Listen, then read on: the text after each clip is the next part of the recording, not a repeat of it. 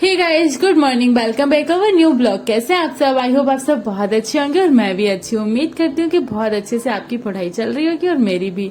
तो आज का मौसम बहुत ही सुहाना था और बारिश थोड़ी थोड़ी हो रही थी। बारिश का मौसम मुझे बहुत ही अच्छा लगता है। आज सुबह सुबह भगवान की पूजा करूंगी और पूजा आराधना करने के बाद फिर अपना डेली रूटीन स्टार्ट करूंगी। उससे पहले बात करती हूँ कि अभी तक मेरा एग्जाम एसएससी सीजीएल का कंप्लीट हो गया है।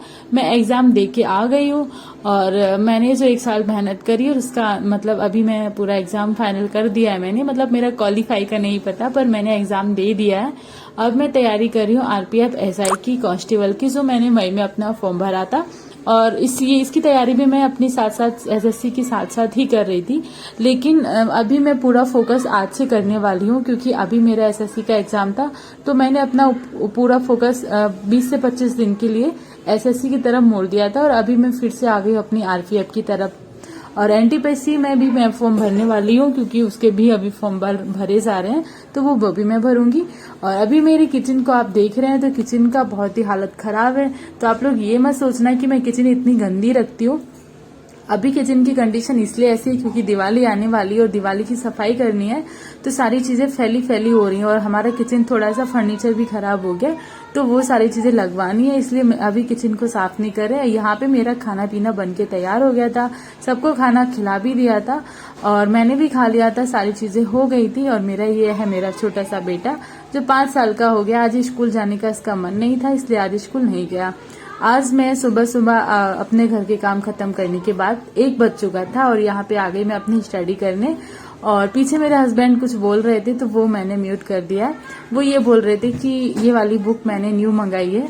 तो मैं आप सबको बता दूं, ये मेरी रेलवे की बुक है, मतलब जो मेरा आरपीएफ का भी एग्जाम है उसके लिए मंगाई है। ये करण प्रकाशन की है और ये सॉल्व पेपर, इसमें मैथ के ऑल जितने अभी तक के, मतलब 1996 से लेके अभी तक जितने भी सॉल्व क्वेश्चन हुए हैं मैथ के आए हैं, मतलब क्वेश्चन पूछे गए हैं, वो इसमें सारी ही इस वाली बुक में दिए गए हैं।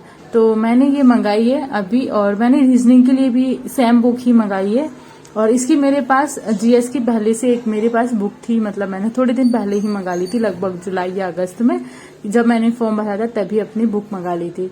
तो मैं यहाँ पे हस्बैंड ये बोल रहे थे कि मैं बुक्स मंगाता रहता हूँ और आप लोगों को भी लगता है कि मैं बहुत ज्यादा बुक्स मंगाती हूँ, पर मैं बुक्स बहुत कम मंगाती हूँ। मुझे एक ही बुक्स बार बार पढ़ने में अच्छा लगता है, लेकिन मेरे हस्बैंड को एक ही बुक नहीं पढ़ने में अच्छा लगता है। उनको लगता है कि ये हमने पढ़ चुके हैं, अब हम इसको दूसरी बार पढ़ेंगे और इसके बाद फिर पढ़ना बंद कर देते हैं।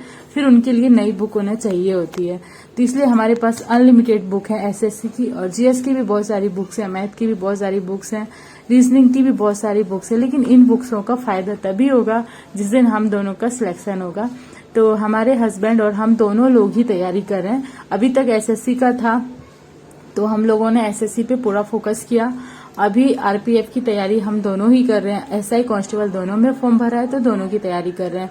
और एनटीपीसी में भी हम दोनों ही फॉर्म भरेंगे। तो जहां पे मैं इजीवल रहूंगी वहां मैं फॉर्म भरूंगी, और जहां हस्बैंड इजीवल रहेंगे तो वहां हस्बैंड भी फॉर्म भरेंगे। और बात करते हैं आप लोगों के कमेंट्स की, तो बहुत सारे कमेंट्स आते हैं, बहुत सारे क्वेश्चन आते हैं।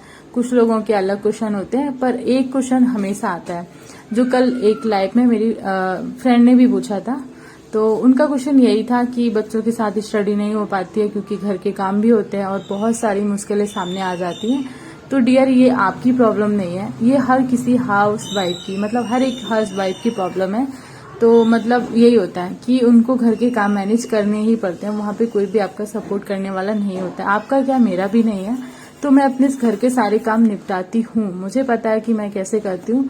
बहुत मुश्किल होता है, लेकिन मैं सारी चीजें निपटाने के बाद ही अपनी स्टडी करने बैठ पाती हूँ। हाँ, मैं बहुत सारे कामों को एक साथ नहीं करती। मैं किचन का काम करती हूँ, उस टाइम मैं किचन पे ही फोकस करके पूरा किचन का काम खत्म करती हूँ। जब मैं ऊपर की क्लीनिंग कर रही होती हूँ तो सारा वहां पे क्लीनिंग खत्म करके फिर नीचे आती हूँ, तब अपना किचन स्टार्ट करती हूँ। और उसके बाद पूजा पाठ वगैरह सारी करके मैं फ्री होके मैं कोशिश करती हूँ कि मैं 12:30 बजे मैं फ्री हो जाऊँ, क्योंकि मेरा बेटा उस टाइम स्कूल जाता है। और उसके बाद मेरे पास टाइम ही टाइम होता है, मतलब 1 बजे अगर मैं चाहूँ तो रेस्ट करने लेट जाऊं और आराम से रेस्ट करूं, पर मुझे तैयारी करनी है। तो इस वजह से मैं अपना पूरा फोकस स्टडी पे लगाती हूँ। और बहुत सारी मतलब वीडियोस तो मैं कभी नहीं देखती हूँ, मोटिवेशन के लिए मैं 1-2 वीडियो देखती हूँ, और मैं जीएस की भी क्लास नहीं लेती, मैं रीजनिंग की भी क्लास नहीं लेती, मैं बस मैथ की क्लास लेती हूँ। जो मैंने एक फाउंडेशन बैच ले रखा है रेलवे का, वही मैं बस उससे मैथ अपना कवर कर रही हूँ। बाकी मैं जीएस की बुक्स हैं मेरे पास, अगर आप चाहो तो मैं शेयर करूँ। और जीएस की बुक्स और रीजनिंग की बुक्स मैं घर पे ही पढ़ रही हूँ। मैथ भी मैं काफी हद तक अपना कवर करने की कोशिश करती हूँ खुद से। और बाकी मैं अगर जब भी थोड़ा सा डीमोटिवेट होती हूँ तो एक दो वीडियो देखती हूँ जहाँ से थोड़ा सा मोटिवेशन मिलता है, पर वो मोटिवेशन 1-2 मिनट का ही रहता है। और ये कल मैं इसी टॉपिक पे हमने कल लाइव में भी बात करी थी, और आज रात को भी समथिंग हम लाइव भी आएंगे, तो 9:30 बजे या फिर तो ये टॉपिक मेरा और सभी लोगों का यही एक टॉपिक रहता है। काफी बड़ा टॉपिक है, पर अगर आप इसे बहुत ज्यादा इजी समझ लें तो ये बहुत ही इजी टॉपिक है। क्योंकि आपने जिस दिन ये चीज समझ ली ना कि आपको क्यों तैयारी करनी है, आपको क्यों पढ़ना है, और आपको ये चीज बाद में समझ में आ ही जाएगी कि आपको कैसे पढ़ना है। जिस दिन आपको ये समझ में आया कि आपको क्यों पढ़ना है, फिर आपको कैसे का आंसर खुद ही मिल जाएगा। आप समझ जाओगे कि आपको कैसे पढ़ना है, क्योंकि आपको जब तक क्यों का रीजन नहीं पता है तब तक आप कैसे का रीजन नहीं जान पाएंगे, और न ही आप कभी भी तैयारी कर पाएंगे। किसी की वीडियो देख के या किसी को देख के 1 मिनट या 2 मिनट के लिए मोटिवेट होने से अच्छा ये है कि अपने आप को पहचानो और समझो कि आप चाहते क्या, आपको पसंद क्या, आपको पढ़ाई करने से क्या फायदा मिलने वाला है, और आप करने वाले क्या हो लाइफ में। अगर आप अपना कम से कम 5 से 6 घंटे अगर स्टडी को दे रहे हो तो क्यों दे रहे हो, आपको पढ़ने की जरूरत है या नहीं है। मतलब जिस दिन आपको ये सारे क्वेश्चनों का आंसर मिलना स्टार्ट हो जाएगा, उसी दिन से आपका पढ़ने में भी मन लगेगा, और आप ये भी सोच लोगे कि आपको क्यों पढ़ाई करनी है, आपका फ्यूचर कैसा होने वाला है। ये सारी चीजें आपको तब समझ में आ जाएंगी। लेकिन पहले एक दिन आप अच्छे से अपने बारे में सोचो और समझो कि आपको क्या करना है। बाकी चीजें चुननी है या फिर अपने बारे में सिर्फ अपनी चीजें ही चुननी है। जैसे आपको पढ़ाई करनी है तो उससे आपको फायदे क्या क्या है, और नहीं पढ़ने से आपको क्या फायदा है, तो आप ये चीज समझ जाएंगे तो सच में आपका पढ़ाई में भी मन लगेगा और घर के काम भी बहुत जल्दी निपट जाएंगे। अगर आप सोचते हो कि नहीं बस पढ़ना है, लोगों को देख के लगता है कि अगर ये ऐसा ही बन गए तो मैं भी बन जाऊंगी, ये बन गई तो मैं भी बन जाऊंगी, तो ऐसा नहीं है। क्योंकि उसके लिए बहुत मेहनत करनी पड़ती है, और मैं भी मेहनत कर रही हूँ, मैं बहुत मेहनत कर रही हूँ, पर रिजल्ट का फल सब